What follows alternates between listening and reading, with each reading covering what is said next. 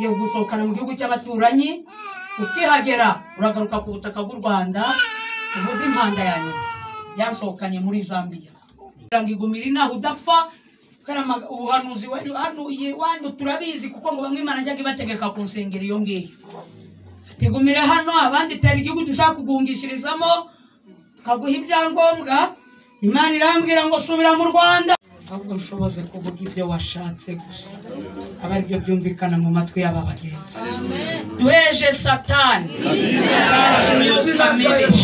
dukwisasa imbaraga z'umwijima uburinzi buvuye ahera abari bwo buboneka ahantu Uwiteka we uyu munsi uwo gukiza ubugingo bwacu uyu munsi bimenyekane ko Uwiteka ari we Mana.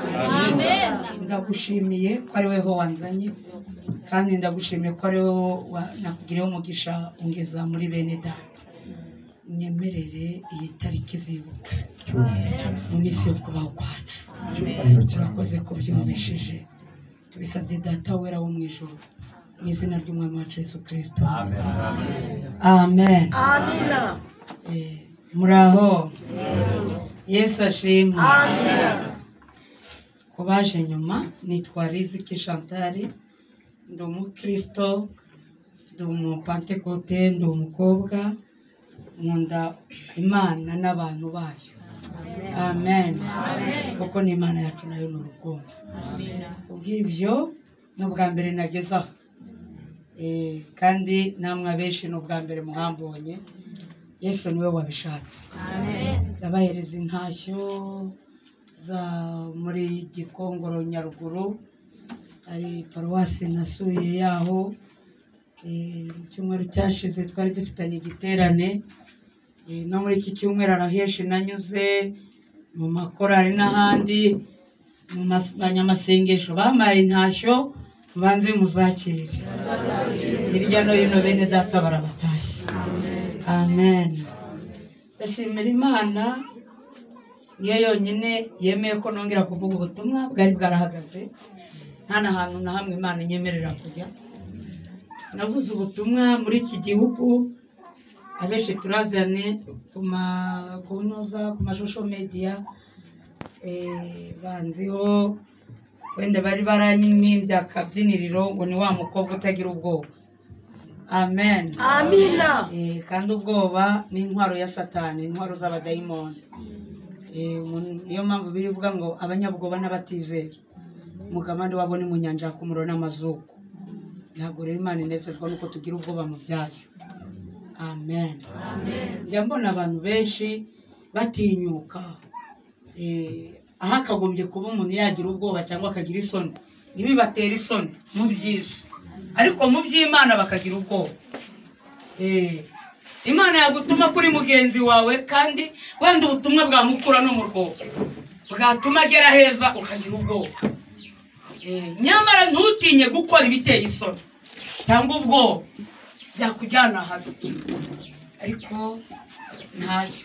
Ndashimira Imana ngira byinshi muri njye, ariko kwihangana ntabwo ariko biri buze kugenda. Wenda twakagombye kubana tukaba twageza igihe ngenda mwivuga butumwa byanangombwa iteraniro tukibuka twisanze rigeze saa 12. Byakunze kumbaho cyane, ariko kubera ikibazo cy'amenyo ndi kwivuza, dogiteri yampamagaye amarandevu ndagenda. Ubwo nicyo kintu cyonyine ko nabyo kwivuza byaturutse ahakomeye. Nari ngeze ku rwego rwo gukuka amenyo, bamaze kunkura amenyo 6. Urumva nabyo n'ubundi buhamya. Ndashimira Imana yemeye kumpa amahirwe yo kwivuza. Si imirimbo nk'uko abandi wenda bamwe babitekereza. Hari ababibona ni amapareyi wenda nanisegure, harimo abo bicumuza ati n'ubwibone, hari n'abavuga ngo ni amazahabu nashyizemo. Reka reka ntaho bihuriye.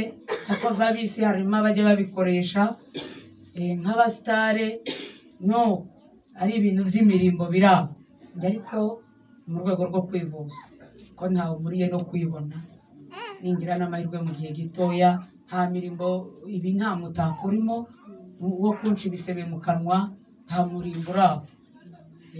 no twigarukire ubwo nako kanyuzemo kiyo ndakavuzeho banumva ko harimo abantu barabibona bakavuga ati wa muntu yarakize wowe noneho hasigaye yibona akantu kose babonye kuri Riziki ndabizi Satani yagahagararaho. Ngibi ureba mu maso by'inkovu havuga ati yaritukuje, ndabihamya 100% ko umuntu witukuza azarimbuka 100%. None si 90%, ni 100% azarimbuka. Ntabwo rero najya muri ibyo ngibyo ndi mu bantu babirwanije. Noneho ikigeretseho ndi umukecuru ndakuze, tumva ngo ndi umukobwa we yandanashaje ndagakecuru ka Yesu. Ntabwo ndi ku isoko ijwi byararangiye, Yesu yararitwaye. Amen. Haleluya. Kuko abagezeyo baragwiriye, Yesu ashimwe. Ntabwo mu ijuru azajya abagore n'abagabo gusa, abajene bariyo. Ba Paulo bicayeyo, ba Yohani babatije Yesu Kristo. Aho niho yicaye. Nta muka Petero muzi. Bibiliya yaba yarahamije. Ariko wenda yaba yaramuhamije Petero ko yavuze ngo nyirabukwe ya Petero. Wenda aho ngaho. Ariko se muka Eliya ni aho Elisa se yaba yarafashe irembo ni he? Yego. None se Yeremiya mwegeze mwumva ari umwana yabajije izi? Abo ni abajene gusa n'aba Danieli. Yesu ashimwe. Asaduraka n'abameshake n'ababedenego. Ndagira ngo niba uri umukobwa uri hano uri umusore ukorera Imana utuje. Niba Imana itagushyingiye n'abashatse ntiborohewe. Ndagira ngo hari icyo ndusha ngo nuko uri umugore. Cyakoze undusha imirimo, ndusha akazi, ndusha imirimo n'imihate yo mu isi. Amen. Haleluya. Twikomereze. Kuko umuntu abaye umugore burya uvuye ku kibuga kimwe ugiye gukirira mu kindi. Urugamba ntabwo ruba rurangiye. Amen. Niba mbeshya humura uzabibona. Uracyari ku isi ushonje uhishiwe. Abagezeyo bararebye. Twikomereze. Ngira ubuhamya bwinshi aho Yesu yambuye, ariko simbijya mu uyu munsi ndinjira mu ijambo. Cyakoze aho gatoya ndashimira Imana yanguye mu bihaye Imana kwa Padiri ndi Masera. Impagakiza ku buntu. Yesu ashimwe. Ubu nibwo nihaye Imana. Haleluya. Ikindi cya kabiri, ntabwo navuye mu bihaye Imana ngo mbite mbu umurokore. Yesu yanyujije mu mafunzo, nta nubwo naguye, nta hantu nigeze ngewe njya gupapfanira mu byaha biteye isoni, cyangwa ibikoza soni rw'isi. Reka byose mbere yuko njya no mu bihaye Imana yabanje kuntuma abarokore. Iwacu ni ku Gisenyi, mbwira yuko nzakorera Imana ndabapinga kubera za ngingo za gutya zari bene ibyo bintu. Ndabapinga nubwo bwa mbere nari mbonye abahanuzi. Imana imbwira ngo garukiraho ibyo si ibyawe, uri umukozi wanjye muri iki gihugu no hanze yacyo. Imbwira byinshi, imbwira ko impaye inkoni, aho nzagera hose nzakubita inkoni y'icyuma, si n'iy'igiti gisanzwe. Yambwira ngo aho uzagera hose uzakubita amaso yawe kuzababarira kubera gupinga cyane. Irambwira ngo mwana wanjye ibyo mubwira umutima nturi kubishyikira bizacishwa mu muriro. Umuriro nawuciyemo.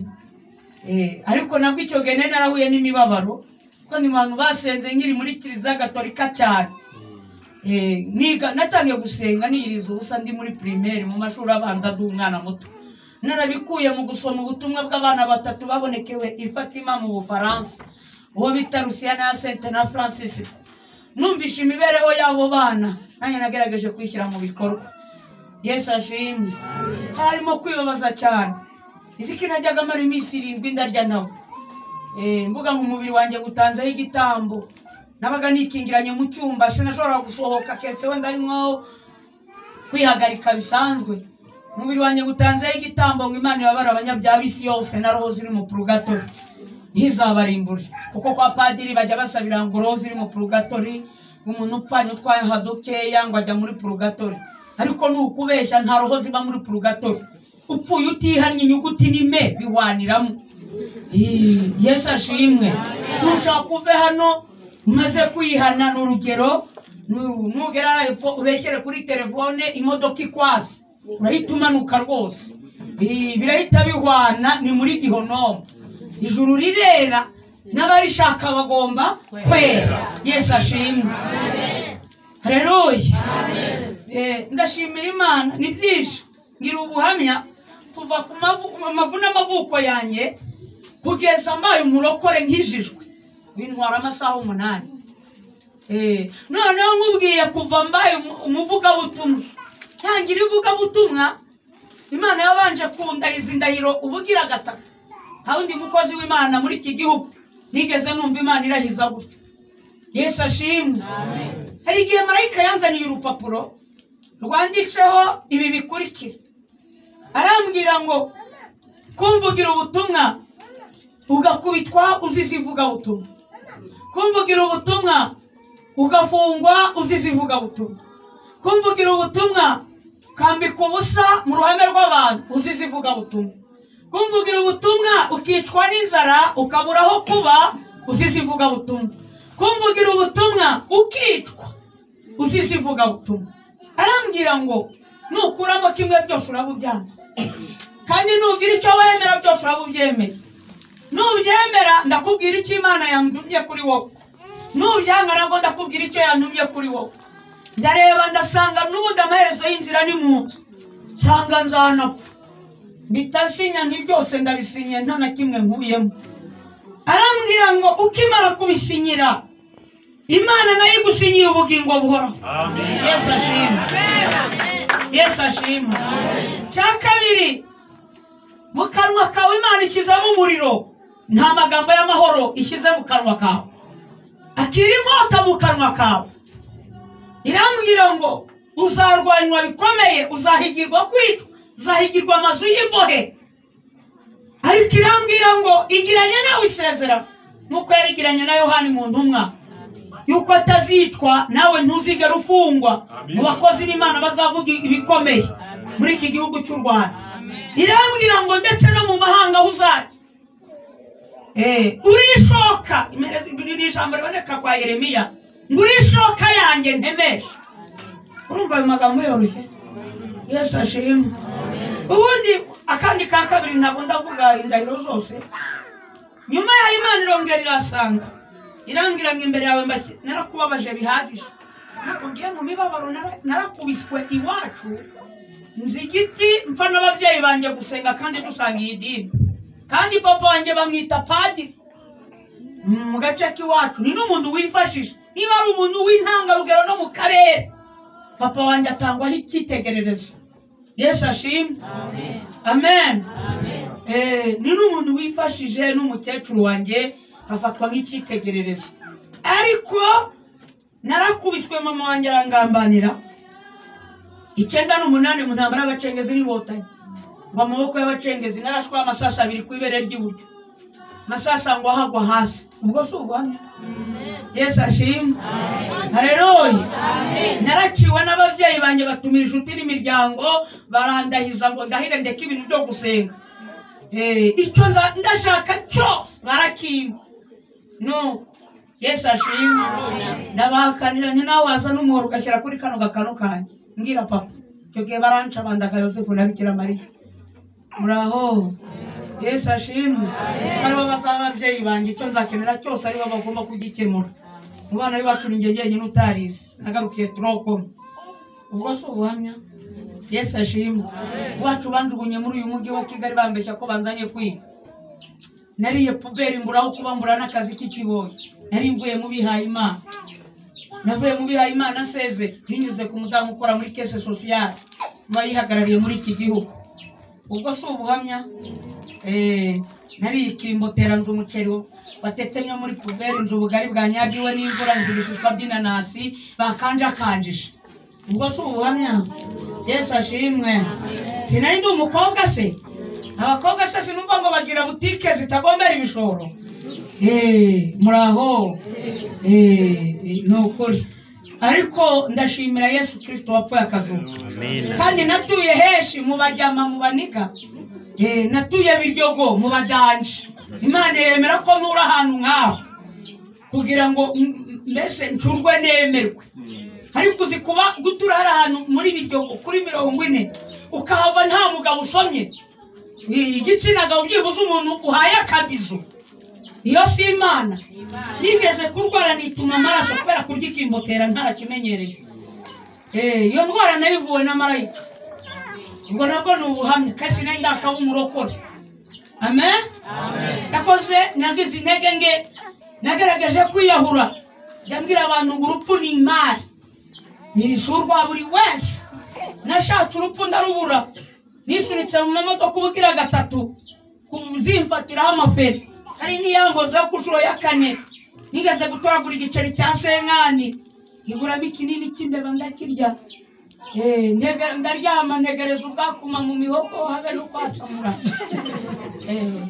Ndasinzira nicuye mu gitondo inyoni zivuga, nsanga ndacyari muzima wese ntacyo nabaye uretse inzara gusa n'uburwayi nari nifitiye. Muraho, urupfu ni Imana. Aho ngaho nyuma yaho naje kuba umurokore, maze Imana yigeze kundeka mara iminsi 9 ntarya kandi ntari mu masengesho. Narabuze n'urutoryi natoragura mu nzira, inzara irandya ku munsi wa 9 umuro waka mu magufa hose, ahantu hose. Ijoro ryambere nk'amajoro 100 gucya byanze, numva ndi guhera umwuka. Imana inzana akayaga karahuha guhera mu mutwe kagera mu birenge, numva cyakoze ngaruye ubuyanja gakonje kaje mu mubiri. Icyo gihe nararize, cyakoze icyo gihe bwakeye nyuma yaho nibwo nabonye icyo kurya mu kimbotera. Muri iyo minsi nibwo nabonye akazi muri ni Kigali Designer. Yesu ashimwe. Bari bagikorera mu mujyi, mbona akazi mu buryo bw'igitangaza, nabo batabishaka ariko kora ikizamini mu ruganda mbu wa mbere. Yesu ashimwe. Byose ni ubuhamya. Nyuma yaho niho havutsemo gukizwa. Ubukizwa rero niho ninjiye mu ivugabutumwa. Ngewe nabatijwe muri Kicyumweru kwa 6 gikurikiyeho ntangirana n'ivugabutumwa. Imana ikajya intwara ubwenge mwisanga mu rusengero, ngasanga yohereje abahanuzi ngo ndabazanira umushyitsi w'umunyacyubahiro. Bagahiga teguza abashumba muri ADPR, tumutegure hano haraza umushyitsi w'umunyacyubahiro. Imana yari yarankuye mu kazi, ngira ngo nisezere kuri boss, imyenda nakuyeyo barayiba. Imana irambwira ngo uzarya ari ngewe, ari uko wavuze, uzambara ari ngewe ukwambitse, sishaka kuzivuga ku maboko y'undi muntu cyangwa ko ari uwo wakoze wakoreye. Ni ngewe so, ni ngewe nyoko, ndi inshuti yawe, ndi byose kuri wowe. Amen. Ndashimira Imana. Amen. Yerayo mu ijuru navuze ubutumwa, nagambaniwe kenshi gufuka. No kuba naje hano natenzwe mu kwezi kwa 10 2019, biro nyobozi ya ADPR iraterana, dupfuye kukibwiriza kivuga ibibwiriza 2 nibyo natengewe. Cyambere kiravuga ihene n'intama, baravuga ngo cyuzuyemo ubushizi bw'isoni, ko navuze ko umupasiteri usambana aba ari amasarigoma, ari amabandi. Nubu nabisubiramo. Yesu ashimwe. Umukozi w'Imana wo gusambana icyo ni igisambo, cyo ni ikirura. Mushake namwe mu ntera amabuye. Amen. Yesu ashimwe. Muntu uretse kubeshya aho narishize isoni. Muraho. Unyine nawe urabyumva.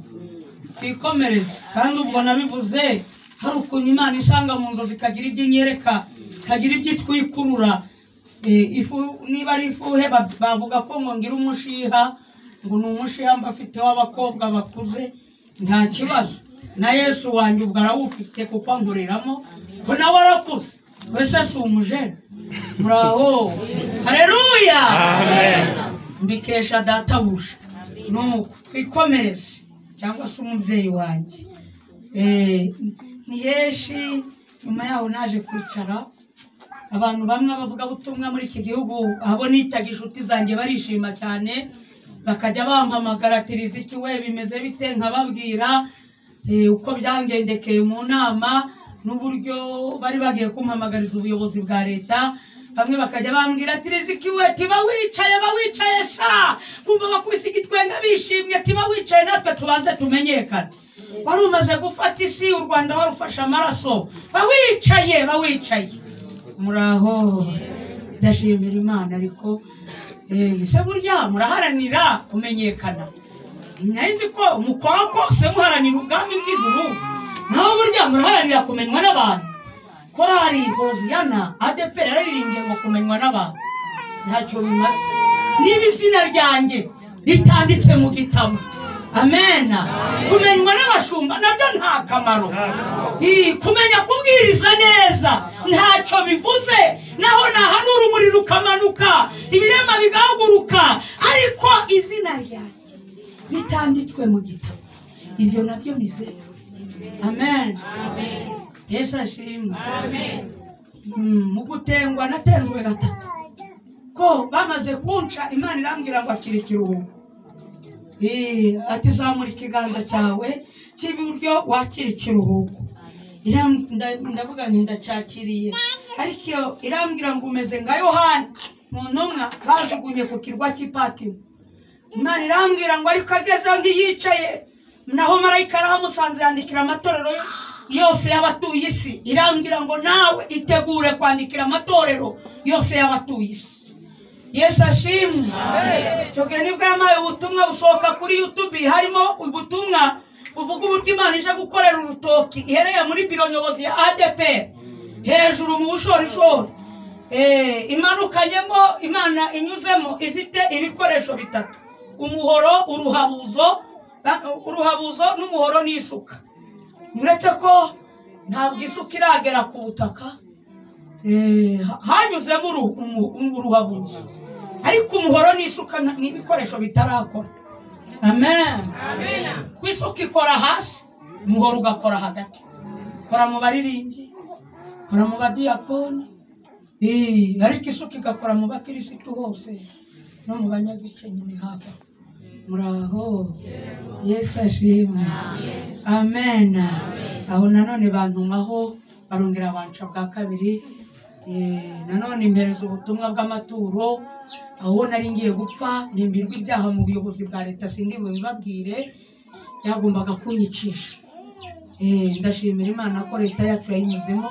bagasanga ari ubugome bw'aba bashumba no bakora ubugenzuzi bagira nabo bavuga ko nakoze jenoside 94 kandi cyo gihe nari ndi umwana mutoya iperereza rigira ni wacu mu rugo ubw'amahirwe basanga papa ariko Imana yamukoresheje 94 iwacu mu murenge wacu nta muntu witwa umututsi wahapfuye biciye kuri papa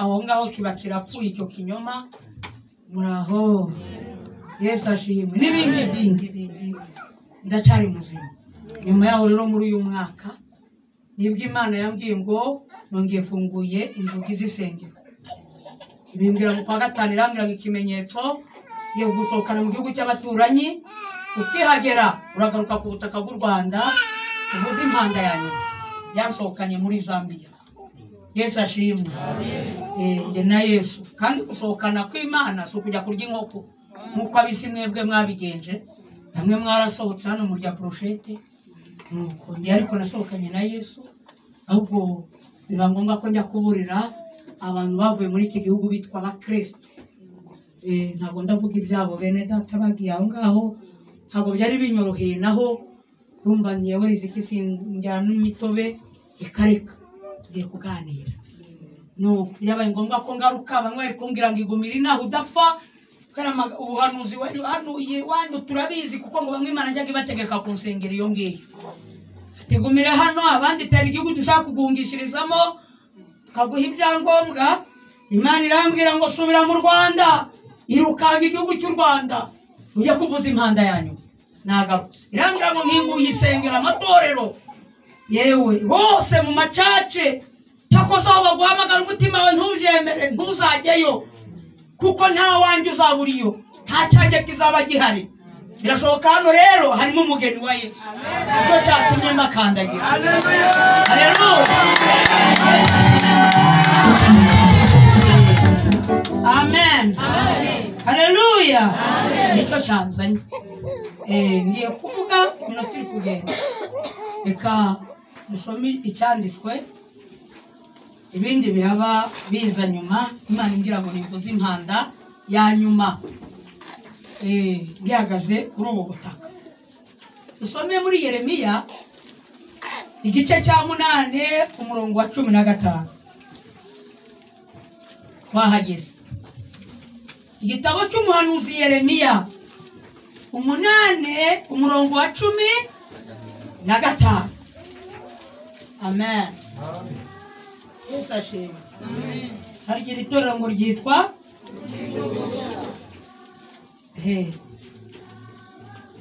Haleluya amen twahageze Yeremiya igice cya 8 umurongo wa 15 ngo twategereje amahoro ariko nta kiza cyayo twabonye namwe niko byanditse yego twategereje amahoro ariko nta kiza cyayo twabonye twashatse igihe cy'umukiro none habaye impagarara imifuho y'amafarashi ye irumvikana iturutse idani igihugu cyose gitigishwa n'urusaku rwo kwivuga ko amafarashi yakomeye kuko baje bakarya igihugu n'ibikirimo byose n'umurwa n'abawutuyeho dore ngiye kohereza inzoka n'imiri muri mwe zitagomborwa zibarye niko Uwiteka avuga ye baba we icyamihumure ryo kumara umubabaro umutima wanjye urihebye nimwumve ijwi ryo gutaka kw'abantu banjye riturutse mu gihugu cya kure riti Yesu Uwiteka ntari Siyoni ntari mu bugingo bushya ntari muri Adeperi ntari Zayoni ntari mu baprotestante umwami waho ntahari kuki banyendereza bakandakarisha ibishushanyo byabo bibajwe n'ibitagira umumaro by'inzaduka ngo ni viziyo sarura rirarangiye iki kirashize kandi tudakijijwe mbabajwe n'umubabaro w'abantu banjye ndirabuye kwiheba kuramfasha ese Galiyate nta muti wo mu ruhaba ubugingo bushya nta muti wo mu ruhaba kuki uruguma rw'ubwoko bwanjye butakize nakire neza ijambo ry'Imana amen muri Bibiliya aya magambo namwe muyasanzemo okay mwemera ko imisomye ari ijambo ry'Imana byahumetswe n'Imana ntimunyiyenzeho rero amen wambanjirije yasomye ijambo ryo ku mugani w'abakobwa 10 bagiye gusanganira umukwe ntabwo bari bagiye guhaha bose misiyo yari ugusanganira umukwe ntabwo misiyo yari ugushaka ibishoro by'ubucuruzi nuko harimo abaje aha ariyo misiyo yari ugushaka abagabo cyangwa abagore reka da yari misiyo yo gusanganira uwo mukwe ninde niko bimeze uretse kubeshya nicyo kikwicarira aha urumva nawe witeguye gusanganira Yesu basomye ijambo ryiza mama we ngo nuko bahageze ngo umukwe atinze bose batangira guhunyiza atotse karaza barasinzira kandi wasinziriye no kugonaragona wasinziriye ingonera ziraza nta kwikontorora kuba guhari buryo wasinziriye yanasambana mu gihe utari maso wajya gufana Rayon Sport utari maso wasinziriye ariko atakora n'igiki wasinziriye yaca inyuma y'umugabo kuko ntabwo aba akibona umugabo yashatse umugabo ntaba akibona uburanga bwiza uko umugore yashatse burya akimurambagiza akiri maso ararebaga akabona ni akazuba ko mu museso akabona atandukanye n'izindi nkumi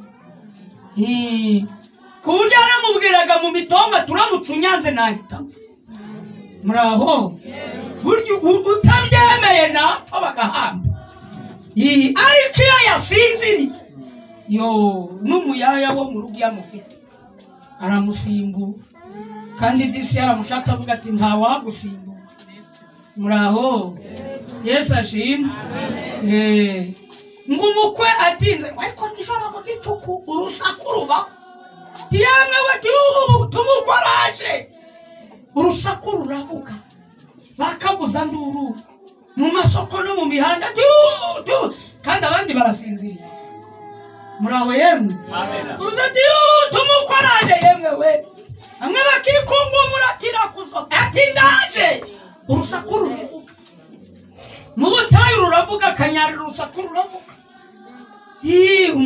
sakuru mugira muri Nyabugogo bakavuga ati murebe umusazi rwavugira Kimironko ture yarwaye mu mutwe nijoro mu gicuku urusaku ruravuga Yesu ashimwe yewe we ruravuga hano za Sikoro hose urusaku ruburusaku abakobwa barabyuka ati reka turebe ko akantu karimo raho yishe jambo ryiza nane guhumurisha amen haleluya